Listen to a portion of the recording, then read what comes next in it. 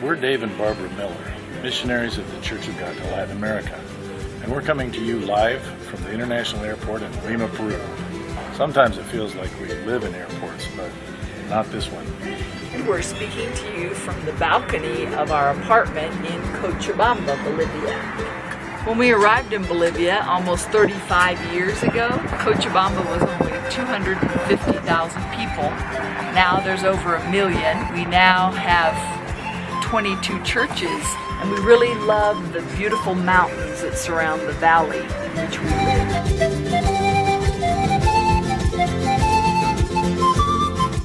Those 22 congregations in Cochabamba are part of 300 churches across Bolivia. And after 35 years, we're still amazed to see how God is raising up new churches and young leaders. We've launched what we call the 220 Challenge to make this a part of every believer's lifestyle. We're seeing Brazil plant one new church every year for the past decade. In Argentina, they made church planting part of the curriculum of their Bible training college. On the Pacific coast of Chile, a family is planting a house church in their oceanside community. Even in places like Colombia, despite ongoing violence and guerrilla warfare, churches are being planted. Cuba, where Christians are repressed and even persecuted for their faith, they're finding innovative ways of sharing the gospel. And as you watch this video, we would ask you to put yourself in the photos, because without your prayers and support, we couldn't do this ministry. It keeps us on the road a lot, so we do appreciate your prayers.